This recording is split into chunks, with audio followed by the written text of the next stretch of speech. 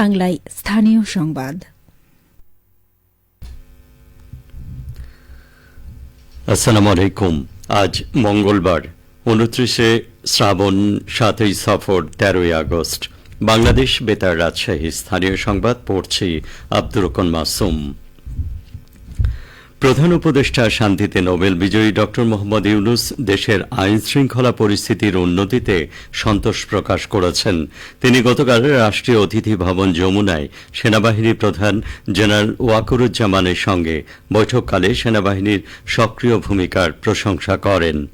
এর আগে প্রধান উপদেষ্টা 25টি মন্ত্রণালয়ের সচিবদের সঙ্গেও বৈঠক করেন। তিনি সংশ্লিষ্ট মন্ত্রণালয়গুলোর বাস্তবায়নাধীন উন্নয়ন প্রকল্প সম্পর্কে খোঁজ খবর নেন। এ সময় বৈঠকে নিজ নিজ মন্ত্রণালয়ের চলমান কর্মকাণ্ড সম্পর্কে প্রধান উপদেষ্টাকে অবহিত করেন সচিবরা। এরপর প্রতিটি মন্ত্রণালয় ও বিভাগে বিষয়ে একটি নির্দিষ্ট কর্মপরিকল্পনা চূড়ান্ত করার নির্দেশনা দেয়া হয়। পরে বিকেলে সুশীল সমাজের নেতৃবৃন্দ প্রধান উপদেষ্টার সঙ্গে বৈঠক করেন। সুশীল সমাজের নেতাদের মধ্যে বৈঠকে সাবেক মন্ত্রিপরিষদ সচিব আলী ইমাম মজুমদার, বিশিষ্ট অর্থনীতিবিদ ওয়াহিদ উদ্দিন মাহমুদ এবং সেন্টার ফর পলিসি ডায়ালগের বিশিষ্ট ফেলো ড দেবপ্রিয় ভট্টাচার্য উপস্থিত ছিলেন।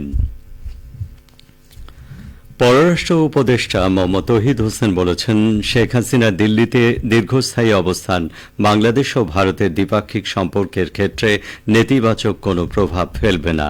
তিনি গতকাল ঢাকায় রাষ্ট্রীয় অতিথি ভবন পদ্মায় ভারতীয় হাইকমিশনার প্রণয় ভার্মা সহ কূটনীতিকদের ব্রিফিং শেষে সাংবাদিকদের এক প্রশ্নের জবাবে এইসব কথা বলেন। তিনি বলেন, দ্বিপাক্ষিক সম্পর্ক একটি বড় বিষয়। এটি পারস্পরিক স্বার্থের উপর গড়ে ওঠে। কেউ কোনো দেশে থাকলে ওই দেশের সঙ্গে সম্পর্ক ক্ষতিগ্রস্ত হওয়ার কোনো কারণ নেই।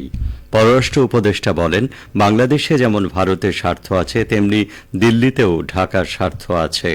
দেশের স্বার্থ রক্ষার পাশাপাশি ভারতের সাথে সুসম্পর্ক বজায় রাখতে প্রচেষ্টা অব্যাহত থাকবে। বাংলাদেশ অন্যান্য দেশের সাথে সকল চুক্তি বহাল রাখতে দৃঢ় প্রতিজ্ঞ বলেও জানান তিনি। অন্তর্বর্তীকালীন সরকারের স্বরাষ্ট্র উপদেষ্টা ব্রিগেডিয়ার জেনারেল অবসরপ্রাপ্ত ড এম সাখাওয়াত হোসেন বলেছেন, দুর্গাপূজার ছুটি 3 দিন করতে সমস্যা নেই। এ বিষয়ে উপদেষ্টা পরিষদ সিদ্ধান্ত নেবে।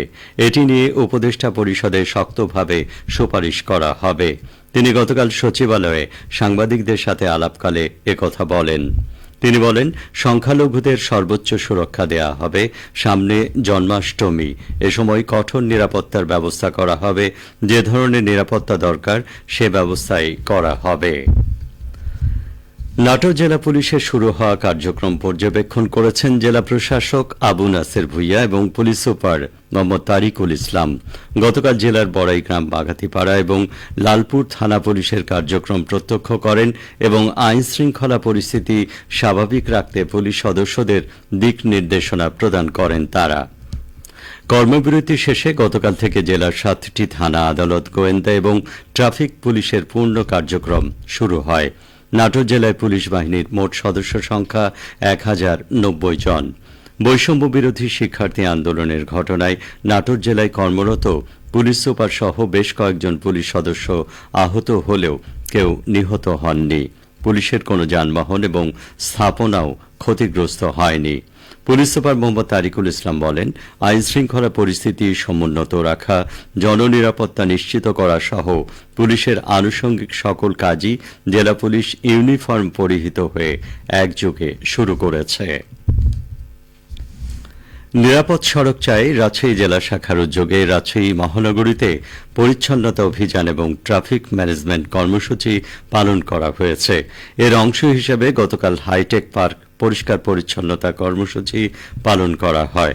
এছাড়া ছাত্র জনতার গণ অভ্যুত্থানের মাধ্যমে বিজয় অর্জনের পর রাজশাহী মহানগরীর ট্রাফিক ব্যবস্থা সচল ও জনগণকে সচেতন করতে পাড়া মহল্লায় শান্তি শৃঙ্খলা বজায় রাখার জন্য মহানগরীর 8টি পয়েন্টে ট্রাফিক ম্যানেজমেন্ট এবং সচেতনতামূলক কর্মসূচি পালন করা হয়। এই কর্মসূচিতে বিভিন্ন প্রতিষ্ঠানের শিক্ষার্থী সহ বিভিন্ন পেশার মানুষ অংশ নেন। কর্মসূচিতে নিরাপদ সড়ক চায়ের সভাপতি অ্যাডভোকেট তৌফিক হাসান টিটু সহ অন্যরা উপস্থিত ছিলেন। পুলিশের কর্মবিরতি প্রত্যাহারের পর গতকাল চাঁপাইনবাবগঞ্জ স্বাভাবিক কাজে ফিরেছেন ট্রাফিক পুলিশ সদস্যরা। মহাসড়ক ও শহরের গুরুত্বপূর্ণ মোড়ে ট্রাফিক পুলিশ দায়িত্ব পালন করছেন। আমাদের চাঁপাইনবাবগঞ্জ জেলা সংবাদদাতা জানাচ্ছেন, গতকাল সকাল থেকে চাঁপাইনবাবগঞ্জ রাজশাহী ও চাঁপাইনবাবগঞ্জ সোনা মসজিদ মহাসড়কের বিশ্ব রোড মোড়, শান্তির মোড়, গ্রিনভিউ স্কুল মোড়, সরকারি কলেজ মোড় সহ অন্যান্য গুরুত্বপূর্ণ মোড়ে ট্রাফিক পুলিশ সদস্যরা দায়িত্ব পালন করছেন। ট্রাফিক পুলিশ কাজে ফেরায় মহাসড়ক অন্যান্য সড়কে শৃঙ্খলা ফিরে এসছে। রাজশাহীর সোনালী স্পোর্টিং ক্লাবের পক্ষ থেকে খেলোয়াড়দের মধ্যে ট্র্যাকস্যুট বিতরণ করা হয়েছে। গতকাল রাজশাহী মুক্তিযুদ্ধ স্মৃতি স্টেডিয়ামে আয়োজিত অনুষ্ঠানে সভাপতিত্ব করেন ক্লাবের সভাপতি অধ্যক্ষ মোহাম্মদ আবদুল্লাহ আল মাহমুদ সালাম বিপ্লব। অনুষ্ঠানে প্রধান অতিথি ছিলেন রাজশাহী জেলা ক্রীড়া অফিসার গৌতম কুমার সরকার। সবশেষে আবহাওয়া। আজ সকাল 6টায় রাজশাহীতে তাপমাত্রা ছিল 26.4 ডিগ্রি সেলসিয়াস। এই সময় বাতাসে আর্দ্রতার পরিমাণ ছিল 98%।